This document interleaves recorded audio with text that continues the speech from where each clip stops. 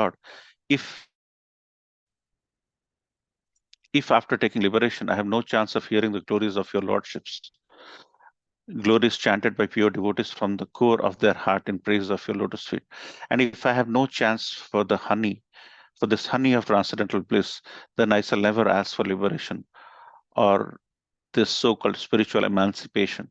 I shall simply always pray unto your lordships, that you may give me millions of tongues and millions of ears, so that I can constantly chant and hear of your transcendental glories.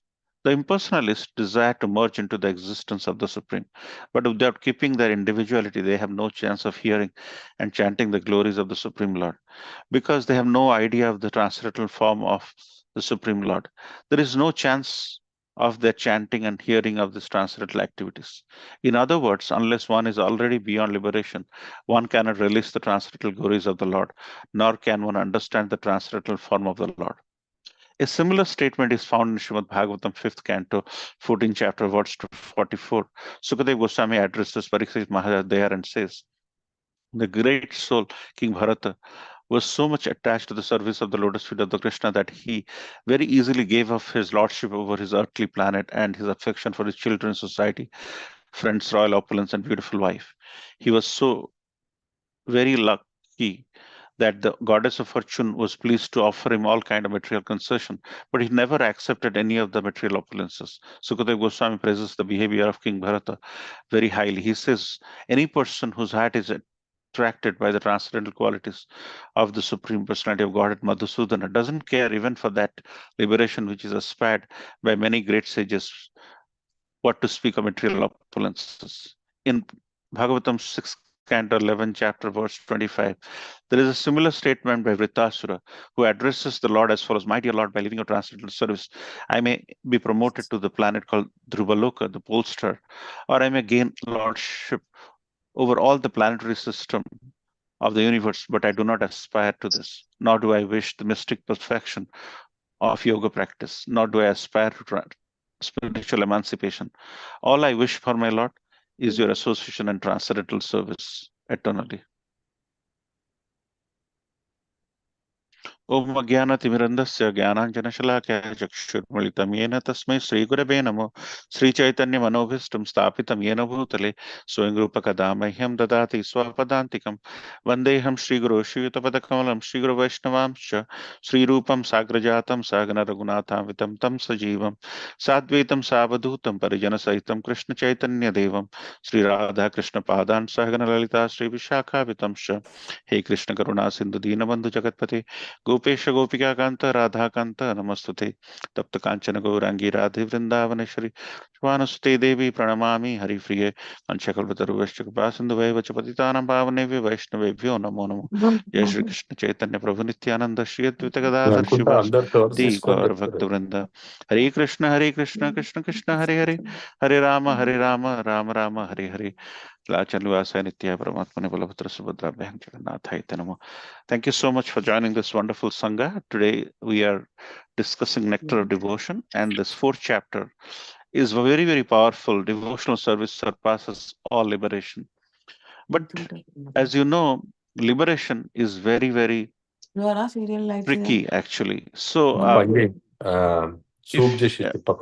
if you don't mind, if some of you can tell me what is... Somebody should go on mute. Recipe no kattu kaadu recipe chepte. Mona ippudema recipe chepte etla in pakcharu? If someone on this someone from the quorum can talk a little bit about what in one sentence, what is liberation? So if anybody would like to unmute and just mention in one sentence, what is liberation? Liberation is a beautiful subject matter, and everybody and anybody in this material world is craving for liberation. But today, we're just going to talk opposite of liberation. So I wanted to understand, I want to discuss with you, what does liberation mean to you? Anybody can... Krishna Prabhuji, then with Pranam, all praise to Shri Prabhupada. Prabhuji, liberation means mukti, means we don't have to come again in this world, means birth and death. the unlimited birth and death of a human being will not be happen, Prabhuji. Very nice. Getting released from Yes, cycle of birth. Yes, Prabhuji. Okay, very nice. Mukti. Liberation means mukti, getting released from the cycle of birth and death. Very nice. Thank you, Mataji. Anybody else would like to opine? Hare Krishna, Prabhuji. Dandavat Pranam. Hare Krishna. Hare Krishna. I think it's like going back to Godhead, to the Supreme.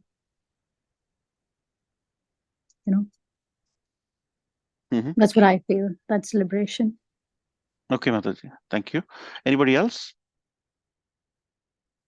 Hare Krishna, Prabhuji. Dandavat Pranam. Hare Krishna. Prabhuji, liberation would happen in this material world as well, if we are basically in devotion to our Krishna's bhakti, and if we don't seek for any liberation, and we are always want to serve the Lord, eventually if God must be felt, He may decide what he wants to do. But So liberation in your means is going back to Godhead, and liberation to me is serving the Lord, and it is on His mercy whether we give sentences to hell or anyway, but serving to Krishna.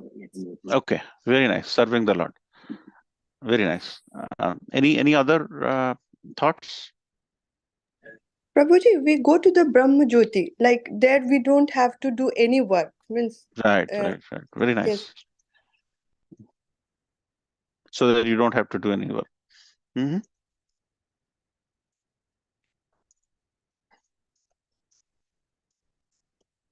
Anyone else would like to opine? Okay. So Hare Krishna, Prabhuji. yes, Mataji. Yeah, liberation means I always feel like if we are feeling Krishna is always with us, whatever state of mind, wherever we are in association or in material world. But if we are feeling Krishna is in our heart, I feel that is liberation. Prabhuji, can we say separation from Krishna is also liberation? We get separated because we can't do bhakti in liberation state, Prabhuji. Okay. Anyone else? All right. So thank you. Very nice thoughts actually in terms of what liberation is. But when you think about liberation from a dictionary meaning, liberation means what? Liberation means no engagement, right? No engagement means we are liberated. We are basically not engaged. We're detached. We are not engaged. We get ourselves liberated. When you think about an English meaning of liberation, you're thinking about I'm liberated. I don't have any pain. I don't have any gain. I'm totally liberated. Sometimes when you are liberated, there is no service, right? There is no service. You're merged with the Lord. There's no service. Basically, you are doing nothing. And then liberation in an English term can be no enjoyment, right? In the sense, you are liberated, you are not able to distinguish between good and bad, and there's no enjoyment. And when you merge with Brahma Jyoti, as one of Mataji mentioned, it is so you are basically inert from happiness or sorrow, right? So these things, right, when you think about these things like mukti, getting released from cycle of birth and death, that actually is a good sight, in the sense more like how Prabhuji's and Mataji mentioned about. But people want to be liberated means they do not want to be engaged. They are basically liberated from there. There is no service. There is no enjoyment. And they're inert from happiness and sorrow. And also going back to Godhead, in the right sense, is actually the sense of bhakti. But what moksha or liberation is described is essentially you are becoming inert and you are totally detached from any personal interaction, and you're going back to Brahmajyoti, so that where you do not have to do any work. And also it's separation from Krishna because you have already merged with Krishna. So these items, right, when you think about no engagement, no service, no enjoyment, inert from happiness and sorrow, which is just the opposite of devotional service. Devotional service is engaging. Devotional service is service. Devotional service is anandam, is enjoyable. But liberation is just the opposite when you think about. Liberation and bhakti are two different sides of a coin. And when you think about, if you are turning to liberation, are you getting happiness because you are based with the impersonal angle with the Lord? You're basically merging not with the Lord, but merging with the Brahma Jyoti. You are basically not merging with the Lord, but you are merging with the effulgence of the Lord. And then, even if you are using some part of the Lord, you are essentially using some artifact of the Lord, and that is very selfish. So, no engagement, no service, no enjoyment. That is actually liberation. Basically, that's exactly what true liberation in terms of what people, the impersonal definition of liberation is, and that is exactly what the impersonalists are going to tell us. So whenever you are trying to derive pleasure by yourself, like say for example, you go out and you are in a field, there are miles and miles of empty space and there is absolutely nothing in there, and there you basically shout, you cry out. Do you derive pleasure in that? But think about you going to your relatives, interacting with relatives, interacting with your parents, interacting with devotees. Does that give you more happiness than probably going to a field and yelling at the top of your voice to derive pleasure? So liberation isolates you to the point that you're trying to derive pleasure from nothing, from impersonal activities. And when you derive pleasure from personal activities, that is multiplied significantly. So when you think about liberation, the tenet, which is very close to the act of liberation as it is described by many, is the impersonal angle of liberation. That's the reason why impersonalists, they want to liberate you, because you get pain from isolation, and only then they recognize that that will give you what you need, but they are not really letting you go to a suitable place or a happy place. Happy place is all about personalism. If there is a person where you can serve or you can do something, interact something, if there is no engagement, that is liberation. But engagement is opposite of Krishna consciousness, in the sense, what I mean by that, but no engagement in this case, which professes liberation, is opposite of Krishna consciousness. Krishna consciousness is about engaging. So when we try to not engage in Krishna consciousness, we are in our conscience, we are behaving in an impersonal manner. So Krishna consciousness is all about engagement, is about service, is about enjoyment, is about deriving happiness from the association of devotees.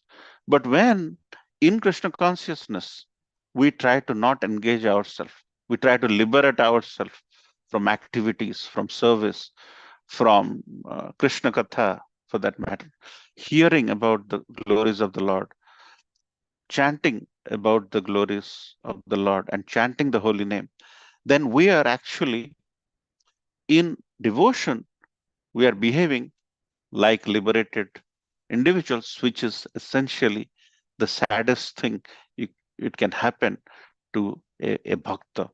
So liberation, as you saw, is to detach yourself, which is like giving you isolation, giving you impersonal experience. And that impersonal experience cannot be glorified because human being is a social animal. And by default, everybody for that matter, not just human being, animals are also social. They have they have groups and they derive pleasure in groups in whatever capacity they do. But here, trying to isolate yourself, try to and not engage yourself, trying to not be of any service, how can that be enjoyment? So right from the beginning, we have to recognize that liberation is not a method we all should yearn towards. We all should aspire towards engaging ourselves, have more engagement, have more service, so that we derive pleasure. And here, just wanted to give a little bit background about Srila Prabhupada's reference to how powerful nectar of devotion is. Srila Prabhupada says there are four books we all should study for life: Bhagavad Gita, Srimad Bhagavatam, Chaitanya Charitamrita, and Nectar of Devotion. And and minimally Prabhupada says you should read 4 books, which is enough. That is Isopanishad, Bhagavad Gita, Nectar of Devotion, and Nectar of Instruction.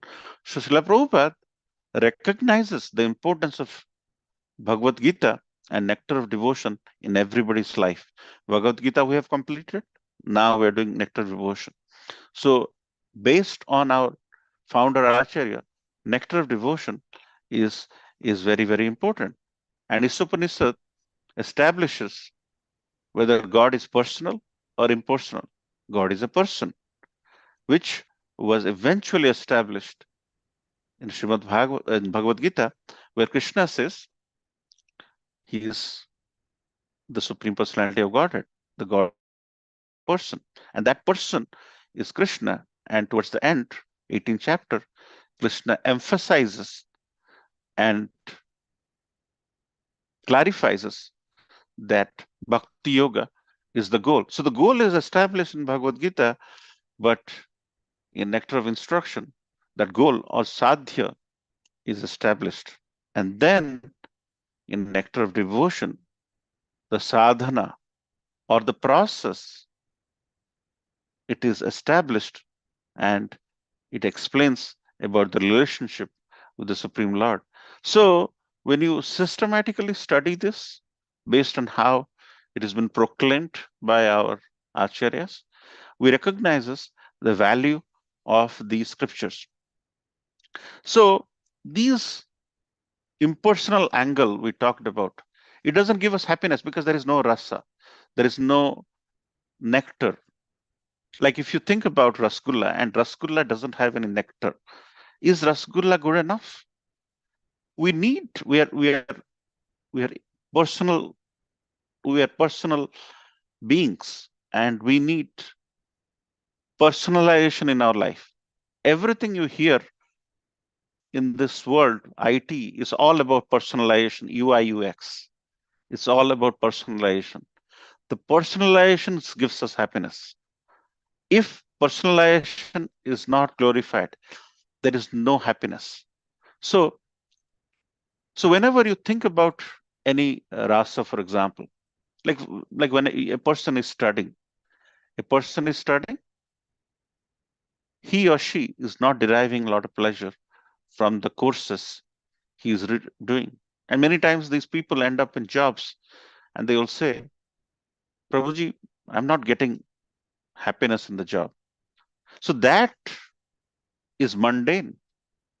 that ability to read those subjects, work in a job which is mundane. It's actually mundane.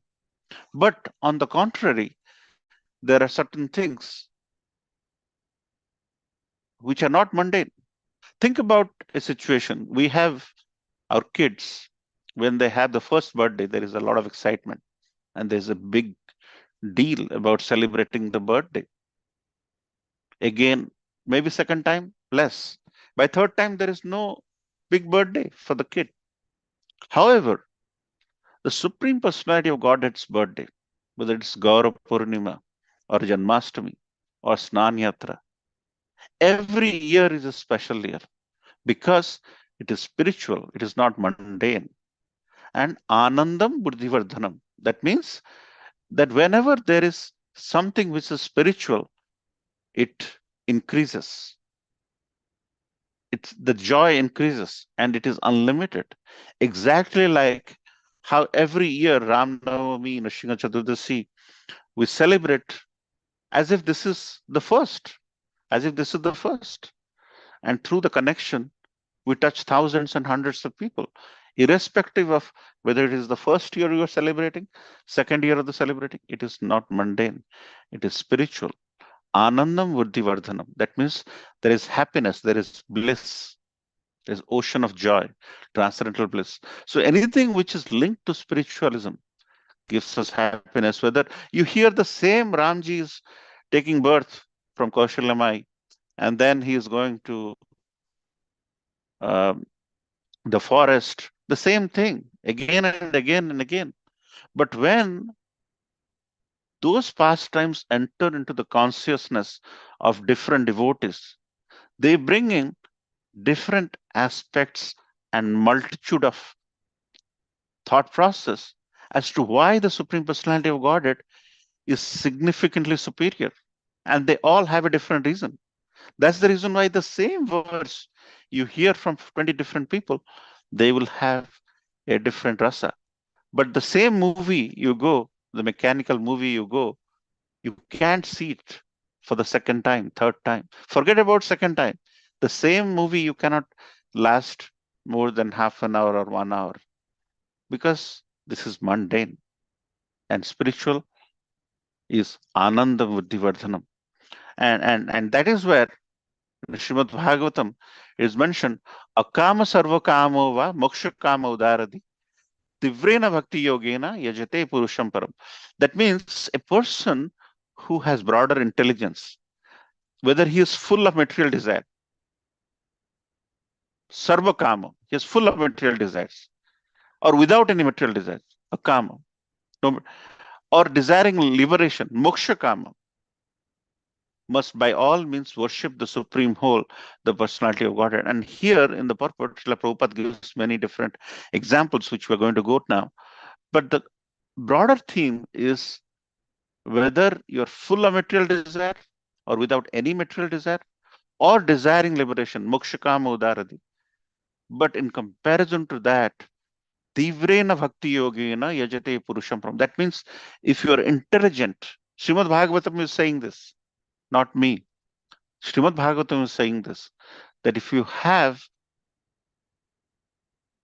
love for the Supreme Personality of Godhead, tivrena bhakti yogena, tivrena means with intensity, you have the love for Godhead that surpasses everything.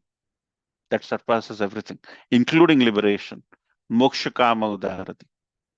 And that is explained in the examples. And these are the 5 mellows, primary mellows, which you have been through in the prior chapters. Conjugal relationship, Santaras, Shringaras, Vashyalaras, Dasyaras, Sakyaras, which essentially means conjugal love, neutrality, parenthood, servitorship, fraternity. These are primary rasas, but there are secondary rasas in the sense with anger you can have love. There is this beautiful Krishna Kathamrita Bindu and how anger from gopis can trigger love, and wandering, comedy, chivalry, mercy, horror, shock. So these are all secondary races. You've been through that. But we'll go back to the pastime of Prithu Maharaj. Prithu Maharaj is he epitomizes Archanam of the Navada Bhakti. Prithu Maharaj epitomizes Archanam. And what is happening here? As Prithu Maharaj is doing the Ashwamedha Jagya, Indra and Indra's position is in jeopardy. And Indra is always taking away the Ashwamedha Jagya, the Ashwa in the Ashwamedha Jagya, the horse in the Ashwamedha Jagya. And when he is stealing it, Vishnuji is coming and rescuing. And that is where he says, Prithu Maharaj says, on his name, this Prithvi is named, my dear Lord, I therefore do not wish to have the benediction of merging into your existence, a benediction in which there is no existence of the nectarian beverage of your lotus feet. I want the benediction of at least 1 million years, for which I may be able to hear about the glories of your lotus feet from the mouth of your pure devotees. So here, Prithu Maharaj is epitomizing that hearing about the glories of lotus feet of the Supreme Personality of Godhead, that nectar which comes from that, I need. And that I should hear from the mouths of the pure devotee, not from any impure devotee for that matter. That's why Srila Prabhupada again and again has told us not to hear our philosophical conjectures from impure souls. It is very important for us to understand the philosophy from a devotee. Devotee is enough. The devotee may or may not be perfect, but actually he is speaking about topics which are perfect in nature. So there is absolutely no mistake he can do, because when you're talking about a hero, when you're talking about someone who is exemplary, who has no faults, he is the perfect. How imperfect you can be? It's a very simple thing. Srila Prabhupada, he says, I may not be perfect, but I'm talking about someone who is perfect. And it's very easy. But if the philosophy is mixed up and is conveyed, they will all understand that moksha is better, because when you're merging with the Supreme, you're not able to relish the Krishna Katha in this example. You cannot serve the Lord. Serving the Lord gives so much of happiness. You are basically inhibited from doing that which is not giving you the pleasure. And here in the second paragraph, Rupa Goswami mentions about Maharaj Bharat. Maharaj Bharat was, and his name, our Bharatvarsha, is named as well. So Maharaj Bharat is a pure devotee of the Supreme Personality of Godhead. But towards the end, he had tremendous love for a deer. So that he had so much of love for the deer that in his subsequent birth, he was born as a deer, because depending on the Antakale Chamedivya, depending on the consciousness, at the end, you are going to arrive at a life which you have been following at the end, because the subtle senses, the 3 subtle senses, it transmigrates. When you take your gross body stays back, the subtle body moves. So based on the consciousness, towards the end, the transmigration happens, and he was born as a deer. And then in his next birth, he was born as Jadabharat. Jadabharat is someone who can speak, but he doesn't choose to speak because he knew everything. He knew so much that if he speaks, he will talk the truth, and then they are going to find out who he is. So he had the knowledge of his prior births, that he was such and such, he was such and such. And there is a beautiful story. And in Srimad Bhagavatam, the narrative of Bharat Maharaj's life and consciousness is very pertinent to us as to how these people have defied liberation, have defied liberation. So it is mentioned while in the prime of life, the great Maharaj Bharat gave up everything because he was fond of serving the Supreme Personality of Godhead, Uttama Shloka.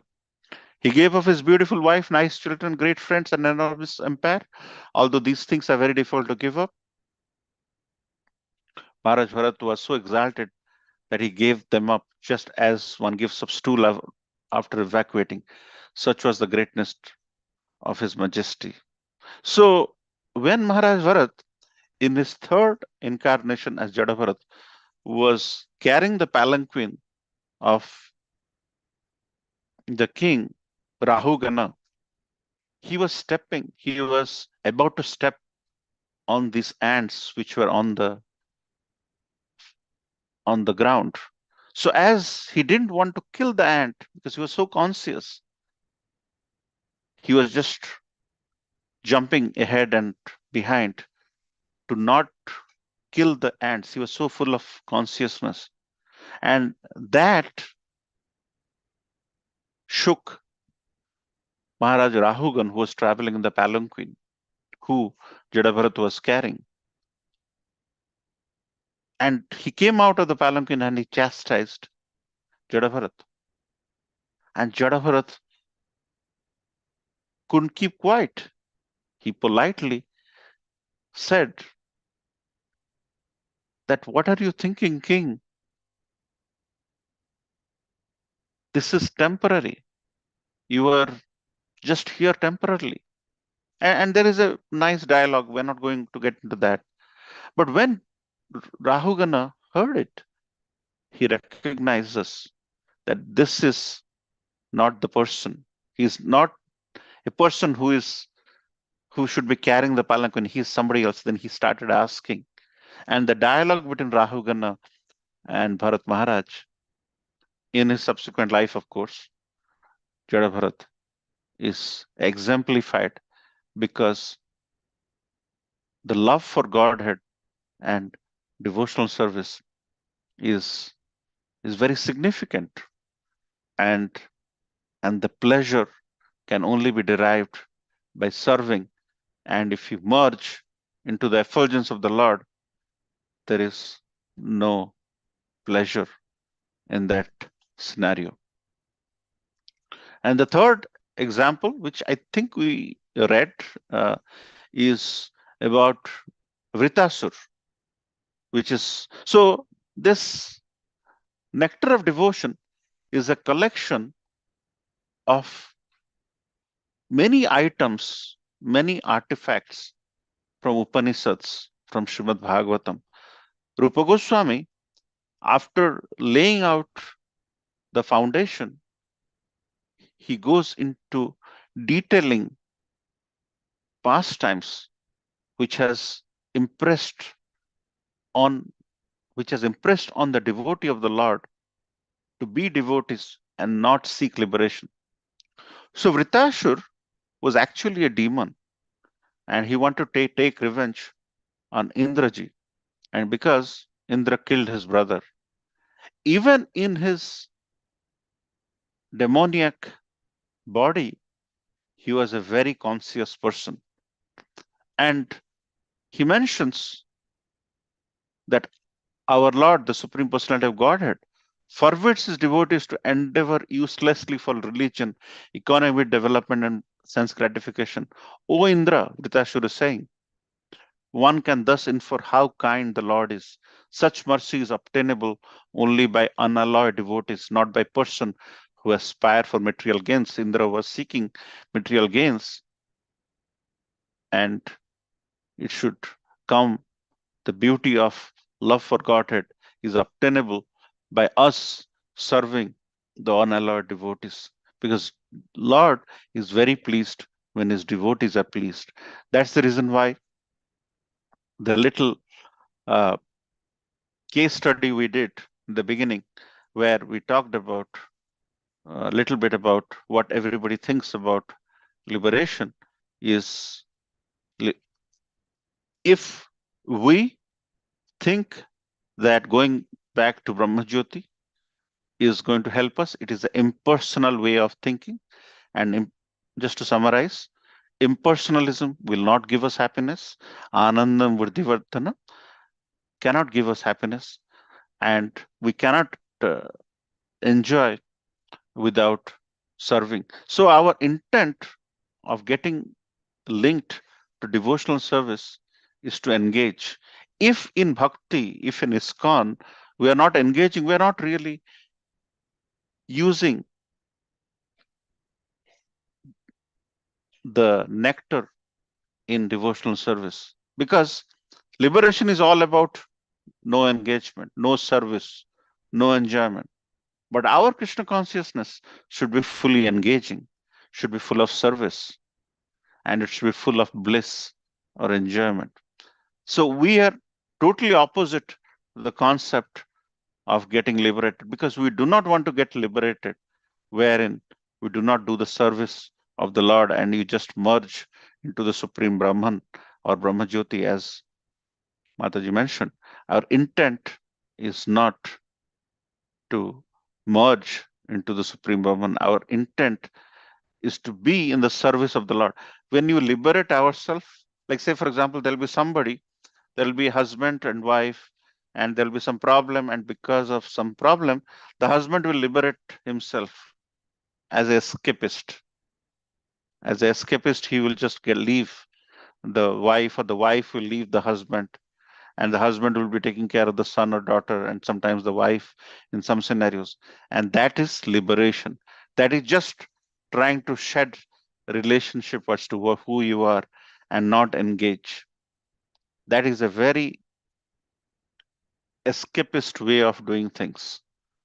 The sadhana and the right way to do things is to serve, because Bhagavad Gita talks about as to who the Supreme Personality of Godhead is, how we can build relationship with the Supreme Personality of Godhead. That is essentially what Bhagavad Gita's summary is. But we choose not to do that. We want to escape from that. Krishna says, Aham bija pradapita, Aham sarvasya prabhavo. Everything comes from him. I am the seed-giving father. But we want to run away from the father. That is not a real liberation. But that is the purported liberation as sold by many sadhakas in different movements. But that is escapism. That is liberation, which the devotees doesn't profess. And that is exactly what Rupa Goswami is explaining, how devotional services surpasses liberation. We just read 1/3 or 1/4 of the purport. There are more pastimes coming.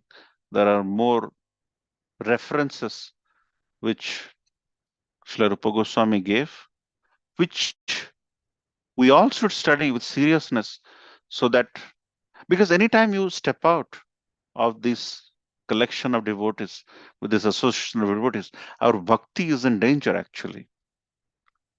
Our bhakti is in danger because this moksha, this liberation is constantly pounded in our mind.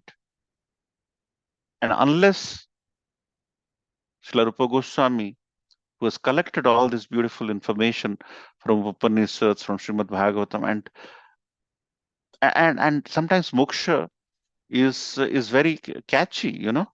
There'll be somebody who will be wearing a t-shirt with a heart, moksha, liberation, and it's very catchy. It's bound to catch. But liberation is all about non-engaging, which is contrary to happiness. Because when you are not engaging, when you are in an open field, the example which we discussed, you just can't be happy. You can only be happy in relationship with something. Is in relationship, because we are spirit souls.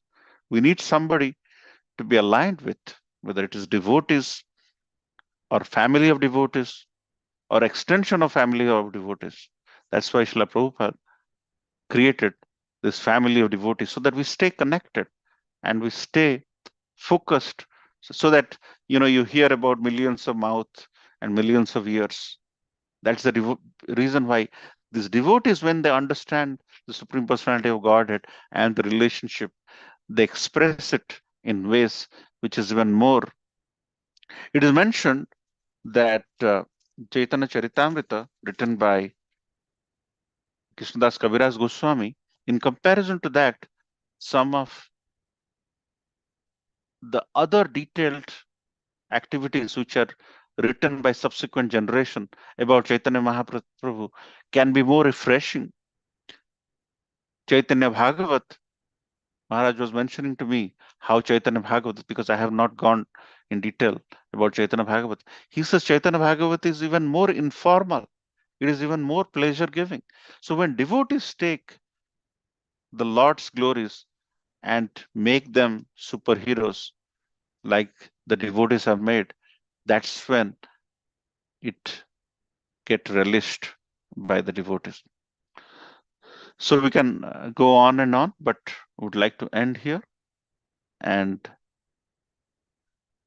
realize that this liberation, this moksha, which people talk about, is all haphazard information and has no value in the context of a devotional service. And that is jada, that is impersonal. But the only way to relish the pleasure is through devotional service, and that surpasses everything. I'm sure somebody will speak about the glories of devotional service and show the incompetency in liberation, which is very much professed in this time of age. But as it is mentioned in Srimad Bhagavatam, the intelligent people, they always resort to tivrena bhakti yogena yajate purusham param.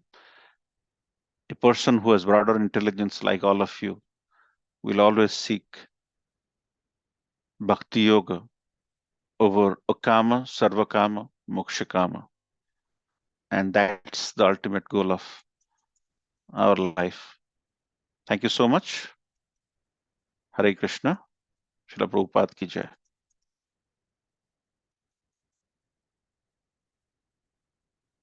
Any comments? Any questions? Any reflections? Prabhuji's, Mataji's?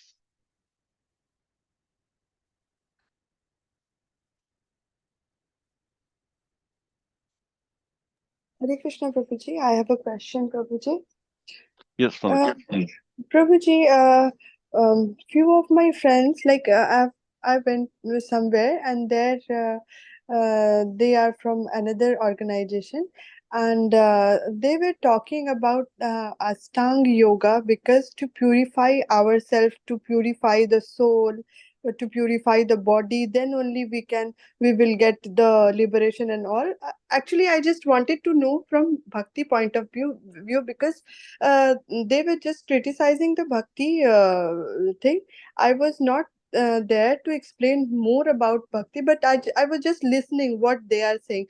So they were like, we should do Astang Yoga, that is good, actually, that is done because to purify our body and the soul, then only we will achieve the liberation or the mukti, these all stuffs, Prabhuji. So I would like to more about this, how this contradict with bhakti, Prabhuji, how we should do it, Prabhuji, Very please. nice question. So Mataji, Ashtanga Yoga has references in Bhagavad Gita. Ashtanga Yoga is at a body level. we are talking about spiritual soul, which is at a soul level. So Ashtanga Yoga, Srila Prabhupada has not criticized Ashtanga Yoga. Krishna Prabhupada says that our body is a temple. In our body, in our heart, the Supreme Personality of God stays. So we have to take care of the body. Ashtanga Yoga is a means, it's not the end.